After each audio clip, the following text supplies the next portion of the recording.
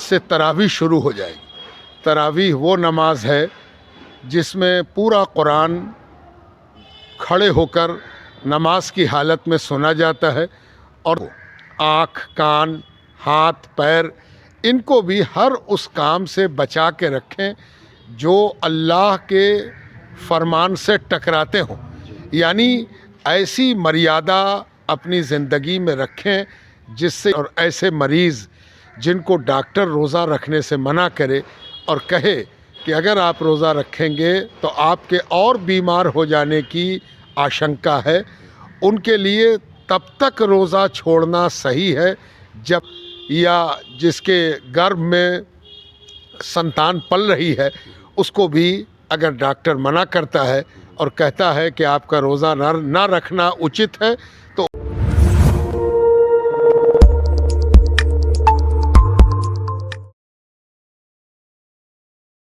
नमस्कार, आप देख रहे हैं सोसाइटी। मैं देवेंद्र सिंह लड्डू। इस वक्त हम हैं पटना सिटी के मितन घाट, जामा मस्जिद हज़रत मुल्ला मितन के नाम से ये मस्जिद है। माह रमज़ान का शुरुआत होने वाली है और आज का दिन सबसे ख़ास है कि जब देखा जाता है तो प्रत्येक मस्जिदों में नमाज अदा करने के बाद कल से माह रमज़ान का महीना शुरू हो जाता है, जो कि पूरे एक महीने तक तमाम तरह के जो धार्मिक अनुष्ठान जो किया जाता है और ख़ास करके उसमें बहुत तरह की सतर्कता बरतनी पड़ती है। यहाँ के इस मस्जिद के जो मौलाना साहब हैं उनसे भी जानकारी लेंगे, आखिर रोज़ा क्यों मनाते हैं। हाँ, आज से बहुत मुबारक महीना रमज़ान शुरू हो गया और इसका पहला काम ये होगा कि आज से तरावी शुरू हो जाएगी। तरावी वो नमाज है जिसमें पूरा कुरान खड़े होकर नमाज की हालत में सुना जाता है और तमाम किया जाता है। ये तरावी कहीं 6 दिन की होती है, कहीं 10 दिन की होती है, कहीं 15 दिन की होती है, यहाँ 27 दिनों तक चलती है और लगातार इशा की नमाज के बाद रात में 20 रकत नमाज सब मिलकर अदा करते हैं, जिसमें हाफिज़ कुरान सुनाते हैं और पीछे नमाज पढ़ने वाले कुरान को सुनते हैं। इसका कारण यह है कि रमज़ान कुरान की सालगिरह है, वर्षगांठ है। इसी महीने में कुरान नाजिल हुआ था और इस महीने में कुरान को ज़्यादा से ज़्यादा पढ़ा और सुना जाता है। साथ साथ ये महीना रोज़े का है, व्रत का है, फास्टिंग का है। तो इस महीने में पूरा महीना हर आदमी पर जो सेहतमंद है, बालिग है, होशो हवास में है, उन सब पर रोज़ा रखना अनिवार्य और फ़र्ज़ है। क्या परहेज़ी करना पड़ता है?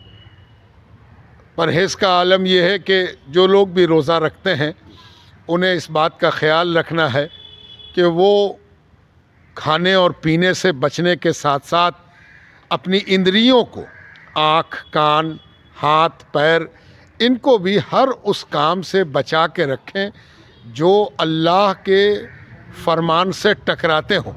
यानी ऐसी मर्यादा अपनी ज़िंदगी में रखें जिससे ये पता चले कि ये अल्लाह की इबादत में लगा हुआ है, अल्लाह से लापरवाह नहीं है, और अच्छी वाणी मुँह से निकाले, अच्छी बात करे, अच्छी चीज़ सुने, लोगों से अच्छा व्यवहार करे, लोगों के साथ भलाई का मामला करे, और अगर कुछ ना कर सकता हो, समय हो तो सो जाए, इसलिए कि सो जाने से भी वो उन चीज़ों से बच जाता है जो चीज़ें मुमकिन हैं कि उससे ऐसी हो जाए जिससे रोज़े की पाकी को खलल पहुंचता हो। कुछ जनाब ऐसा होता है कि कुछ पेशेंट होते हैं, ऐसे बीपी के होते हैं, तो क्या उस तरह का वो कर सकते हैं या नहीं?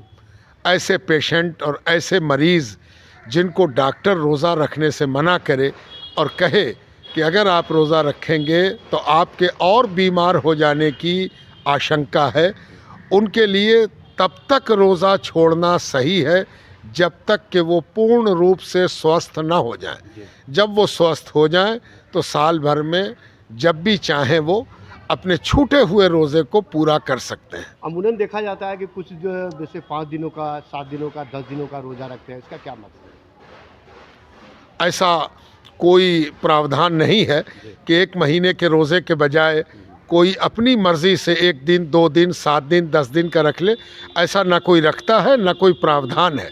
दूध पिलाने वाली माँ या जिसके गर्भ में संतान पल रही है, उसको भी अगर डॉक्टर मना करता है और कहता है कि आपका रोज़ा ना रखना उचित है, तो उसे उस वक्त तक रोज़ा छोड़ना चाहिए जब तक कि रोज़ा रखने के लिए पूरे तौर पर स्वस्थ ना हो।